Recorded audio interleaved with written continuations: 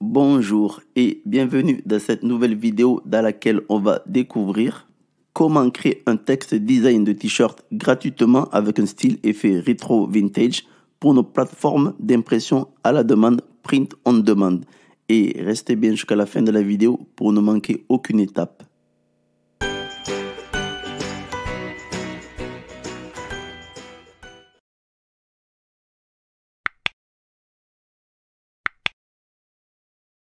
Dans cette vidéo, on va voir comment se démarquer des designs parfois simplistes sur nos plateformes d'impression à la demande en donnant un effet rétro vintage sur nos textes design. Pour faire cet effet de texte vintage, on va utiliser Photopea, qui est un clone de Photoshop gratuit mais qui tourne dans un navigateur web.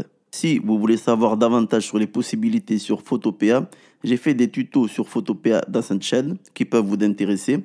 Je vous laisse le lien en suggestion et ainsi qu'en description en bas de la vidéo. Donc, dans le tutoriel d'aujourd'hui, on va faire une mise en forme d'un texte dans un style rétro vintage, un style visuel qui était en vogue dans les années 1970 et 80.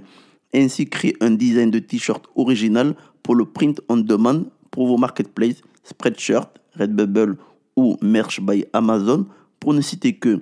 C'est ce qui vous différenciera des concurrents et vous rendra attrayant aux yeux des clients. Cette conception est très simple à faire et vous pouvez le faire avec n'importe quel type de mots ou de phrases. Commençons par aller sur le site de Photopea. Je vous laisse également le lien en description en bas de la vidéo. Avant de démarrer, si votre version de Photopea est en anglais, souvent par défaut, je vous invite à passer en français. Si vous voulez suivre ce tuto vidéo, pour cela, allez dans la barre d'options, allez sur More, Language et en français. On va créer un nouveau projet. Lorsque vous créez un nouveau projet, il vous propose également de choisir le format que vous souhaitez parmi divers standards du web et des réseaux sociaux.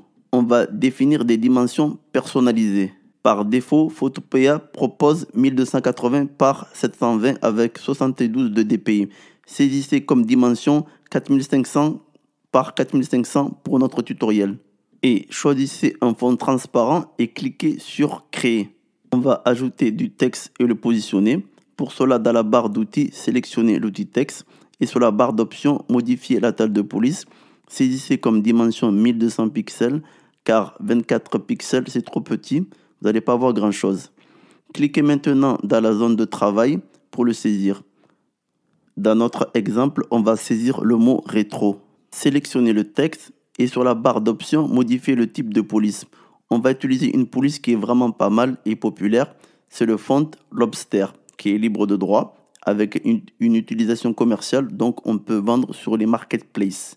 À noter que Photopea nous donne aussi la possibilité d'importer d'autres polices si on le désire, avec le bouton Charger police, et aller télécharger gratuitement des polices de caractère dans des sites comme 1001 Fonts. Je vais centrer le texte avec l'outil de déplacement. On a des repères pour bien centrer notre texte.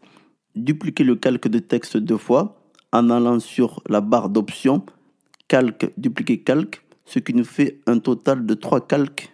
Sélectionnez le calque du milieu pour le déplacer légèrement en haut à droite. Pour cela, on va aller dans la barre d'options, édition, transformer, échelle. Maintenant, je vais déplacer le texte de 50 pixels en X vers le haut et 50 pixels vers la droite. Puis, sélectionnez le calque supérieur et on va répéter la même opération. Édition, transformer, échelle. Et on va déplacer le texte de 100 pixels cette fois-ci, en haut et à droite. Puis dans le panneau calque, masquer les autres calques sauf le premier. On va modifier l'apparence de notre texte en rajoutant un intervalle de couleur. Pour cela, allez dans la barre d'options, sélection, intervalle de couleur. Vous allez mettre la tolérance sur 40, normalement la valeur par défaut, et vous cliquez sur OK. Puis encore sur la barre d'options, vous allez sur sélection, modifier, étendre et comme valeur, vous allez saisir 20 pixels. Puis, vous allez créer un nouveau calque sur le petit icône en bas à droite. Et on va remplir ce nouveau calque avec l'outil pot de peinture avec la couleur blanche. Ceci étant fait, on peut masquer le texte ainsi que ce nouveau calque. Et on va répéter ce processus sur les deux autres calques comme on a fait sur les premiers calques et en s'assurant à chaque fois de masquer les calques qui ne sont pas concernés. Une fois qu'on a réalisé tous ces processus, sur le panneau calque, on peut rendre visible tous les calques. en cliquant sur l'œil. Puis on permute l'ordre des calques, calque de texte et calque de couleur, avec un glisser-déposer en restant appuyé sur le bouton pour faire glisser-déposer. Et on fait ça sur les 3 calques. Ça commence déjà à donner un petit effet sympa sur le texte, comme vous pouvez le voir à l'écran.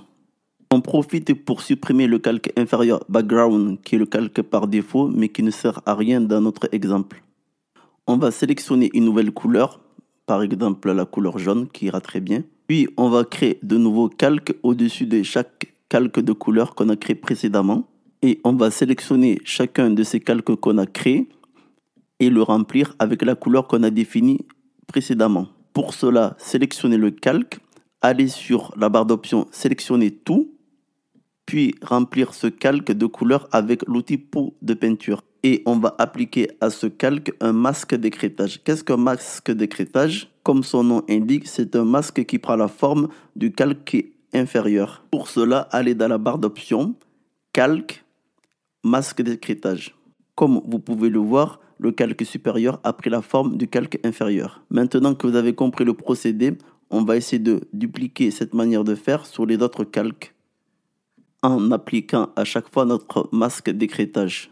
Et une fois qu'on a appliqué nos 3 masques d'écrêtage sur les 3 calques, on va créer un nouveau calque au-dessus de notre calque de texte et cacher les autres calques en cliquant sur l'œil. Travailler sereinement sur notre premier niveau de calque. On va aller sur la palette de couleurs et choisir une couleur. Vous pouvez choisir ce que vous voulez selon vos goûts. Pour notre exemple, je vais choisir une nuance de couleur de vert et sélectionner le nouveau calque. Puis aller dans la barre d'options sélection tout et remplir ce nouveau calque de cette couleur qu'on a choisie. Et on va lui appliquer un masque d'écrêtage. Maintenant, vous avez compris le principe, vous savez le faire. Et vous faites pareil, le même procédé pour les calques supérieurs.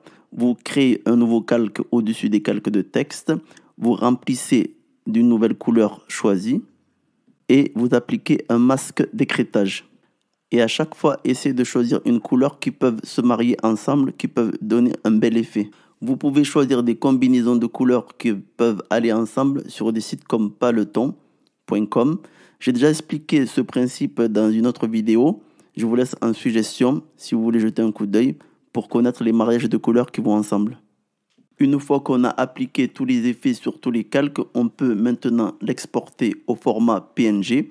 Pour cela, allez sur Fichier, Exporter en tant que PNG. Je trouve que le résultat est pas mal, mais on va encore ajouter un dernier effet.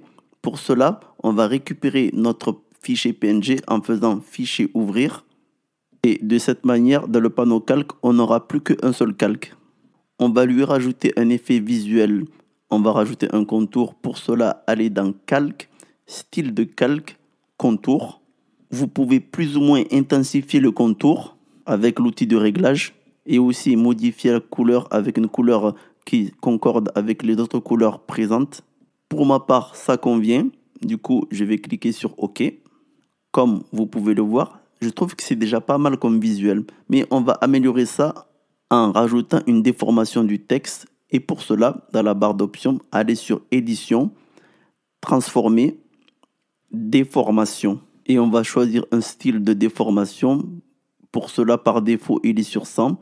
On va aller sur Élevé, que je trouve que c'est pas mal comme déformation. Mais comme vous pouvez le voir, c'est assez accentué à 50%. On va mettre 30% qui est assez correct comme déformation. Voilà, notre design est fin prêt pour être importé sur les marketplaces print on demand. Je ne sais pas ce que vous en pensez. Moi, je trouve que c'est vraiment pas mal et très visuel. Vous pouvez jouer sur les couleurs si vous voulez tester d'autres couleurs qui vous ressemblent.